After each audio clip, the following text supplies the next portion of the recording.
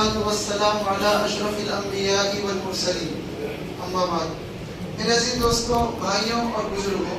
اللہ تبارک و تعالیٰ کا بہت ہی بڑا احسان ہوا، کرم ہوا، فضل ہوا کہ اللہ تبارک و تعالیٰ نے ہمارے اس محلے کی مسجد باری مسجد کو جو ہے تو حفاظ کرام اور علماء کی خدمت کے لیے چنا۔ دراصل میرا بولنے کا مطلب یہ ہے کہ صبح سے 7 بجے سے یہاں پر قرآن کریم کی تلاوت ہو رہی ہے الحمدللہ، اور 18 سے 20 حفاظ کرام نے جو ہے تو قرآن سنایا، اور 18-20 حفاظ کرام نے قرآن کو سنا۔ اس سے پہلے کہ فجر کے بعد کتاب تعلیم ہوئی، اور اس کتاب تعلیم کے بعد مفتی صاحب بتا رہے تھے کہ اپنے پاس ایسا پروگرام ہے کہ دن بھر قرآن سننے سنانے کا سلسلہ جاری رہے گا۔ اس وقت میں مفتی صاحب نے یہ اعلان کیے کہ ناشتے کا اور کھانے کا انتظام ہو گیا ہے۔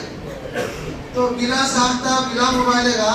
امیر صاحب نے پیچھے بیٹھے بیٹھے بولے کہ کھانے کا اور ناشتے کا اعلان ہو گیا تو ختم نہیں ہو گئی بات۔ امیر صاحب نے اپنے محلے کے انہوں بولے کھانے کا اور ناشتے کا انتظام ہوا تو بات ختم نہیں ہوئی، لہٰذا ہمیں اور بھی موقع ہے ان کی خدمت کرنے کا۔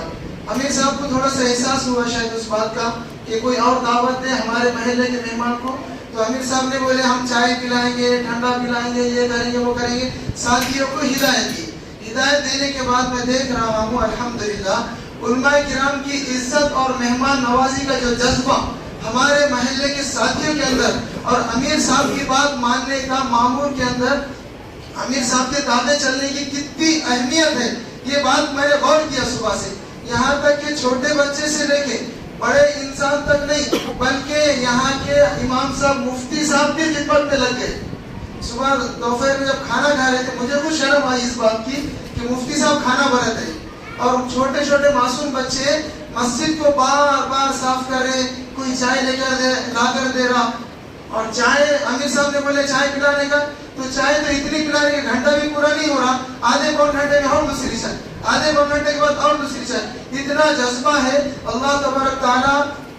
ان تمام جذبے کو قبول کر کے اللہ ان کے اندر دین کے دائی اور شہدائی پیدا فرمائے، یہی میں اپنے دل کے خلوص کے ساتھ یہ کہہ سکتا ہوں۔ اور قیامت تک آنے والے انسانوں، قیامت تک آنے والی تمام انسانیت کو اللہ ان کی نسلوں کے اندر کھلانے والے پیدا فرمائے۔ اور دیکھو جو انسان بچپن میں جیسا ہوتا ہے نا، اس کی زندگی ویسی ہی گزرتی ہے، اس کا اختتام بھی ویسے ہوتا ہے۔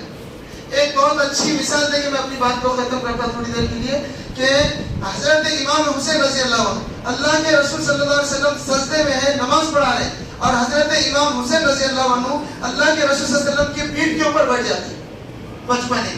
اور اللہ کے رسول صلی اللہ علیہ وسلم ان کو اٹھاتے بھی نہیں اور گراتے بھی نہیں، انہوں جب تک اترتے نہیں جب تک وہ سجدہ قائم رہتا۔ آخر میں انتم یہ ہوا کہ اللہ کے رسول صلی اللہ علیہ وسلم کے وہ نواسے حضرت امام حسین سجدے کی حالت میں ہی موت پائے۔ آج میں نے دیکھا یہ بچے مسجد کے اندر کھیل رہے، ممبر کے اوپر بیٹھ رہے اور ادھر ادھر کھیل رہے، قرآن سن رہے اور مسجد صاف صفائی کر رہے، تو یہ موت تک ان کا یہی رواج رہے گا۔ آج اگر وہ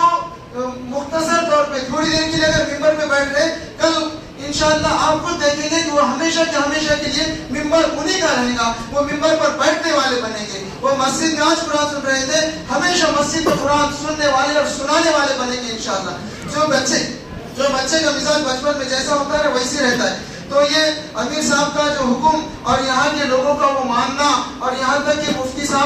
مفتی ندیم صاحب کے اس حکم کے تابع چلنا، یہ مجھے اس بات کا بہت احساس ہوا، بار بار میرے دل میں وہ بات پڑ رہی تھی، اس لیے انہوں نے مجھے کھڑا کیا کہ آپ کچھ بات کرو،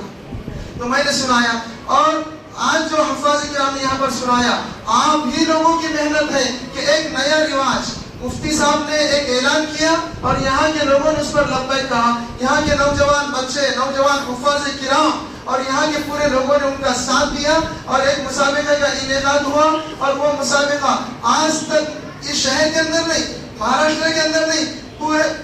بلکہ پورے ملک کے اندر کہیں بھی ایسا مسابقہ نہیں ہوا جو عمر دراز لوگوں کے لیے ہو، جو پرانے حفاظ کرام کے لیے ہو۔ انہوں نے اس کو قائم کیا، اور آپ لوگوں کے سر اس کا پورا ثواب جاتا ہے، آپ کو ہی اس کا اجر ملے گا کہ آج دیکھا گیا کہ جتنے حفاظ کرام مسابقے کے اندر تھے، وہی حفاظ کرام نے رمضان آنے سے پہلے اتنی پکی تیاری کی کہ میں نے ایک حافظ صاحب کا سنا، مجھے ان کا نام یاد نہیں ہے، صبح سے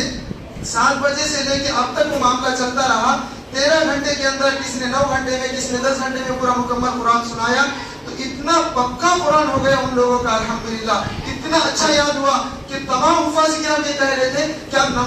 رمضان المبارک میں یاد کرنے کی اور پڑھنے کا ٹینشن ہی ختم ہو گیا، اتنا پکا سال بھر قرآن کا معمول بنانے والے، ایک قرآن کے طرف لو لگانے والے، قرآن کو یاد کرنے کے لیے فکر دلانے والے، توجہ دلانے والے آپ کے محلے کے لوگ، آپ کے محلے کے امام صاحب مفتی ندیم صاحب دامت برکاتہم اور جتنے بھی ان کی ٹیم ہے، ان سب لوگوں کی وجہ سے جو ہے تو تمام حفاظ کرام اتنا پکا قرآن یاد ہوا کہ جن کا میں نے قرآن سنا انہوں نے صرف 2 مرتبہ نارمل غلطی کرے، چھوٹی سی غلطی کرے، بڑی غلطی نہیں، بھولے نہیں، بھٹکے نہیں، ادھر ادھر گئے نہیں، اتنا اچھا قرآن الحمدللہ آپ لوگوں کی وجہ سے اور مفتی صاحب کی پوری ٹیم کی وجہ سے تمام حفاظ کرام کو یاد ہوا۔ اس کے واسطے تمام حفاظ کرام آپ کا شکریہ ادا کرتے ہیں، جس طریقے سے حضرت مولانا غلام محمد صاحب وستان کی دامت برکاتہم نے پورے مہاراشٹر کے اندر ایک قرآن کا جال بچھایا۔ آج دیکھنے کے ملا کہ میرے بچپنے کے اندر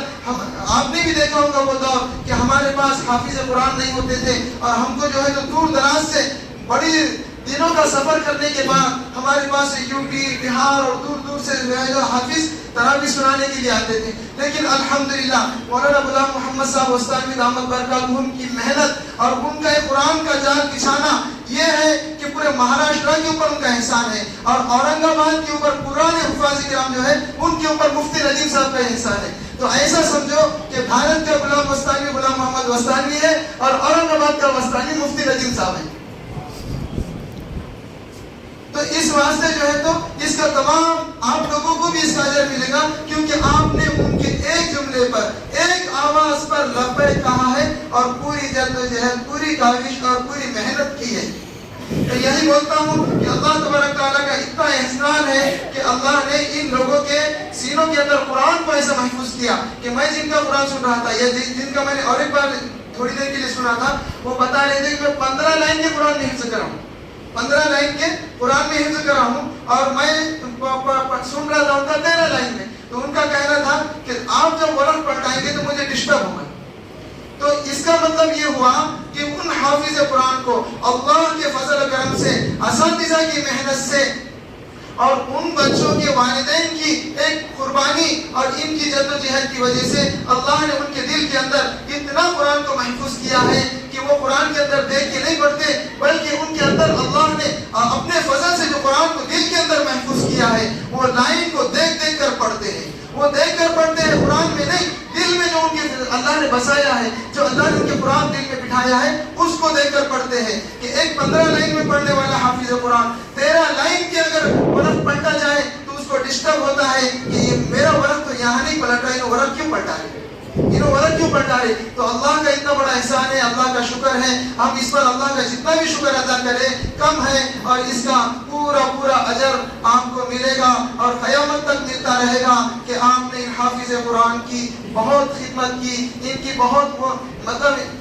مہمان نوازی کی، ضیافت کی۔ یہ انہیں حافظ صاحب کا جو ہے تو ایک ریکارڈ جو مفتی صاحب نے بتایا تھا کہ اس نئے سے اتارا جائے گا، تو انہوں بولے تھے کہ غلطیاں اس کے اندر لکھو، تو اب غلطی نہیں ہے تو میں کیا لکھوں، لیکن میں لے کر کھڑا ہوا کہ میں کہیں غلطی نہ کر جاؤں کہ میں بھول جاؤں، اس واسطے میں نے ان کا یہ ریکارڈ لے کر کھڑا ہوا۔ الحمدللہ اللہ تبارک تعالیٰ جو کچھ بھی آپ نے دین کی خدمت کی، دین کی جدوجہد کے لیے، حافظ قرآن کو پختہ ہونے کے لیے آپ نے جو قدم اٹھایا، اللہ اس کا آپ کو بہترین جزا اور بہتر بدلہ عطا فرمائے، اور جو آپ نے قربانیاں دی، جو جدوجہد، جو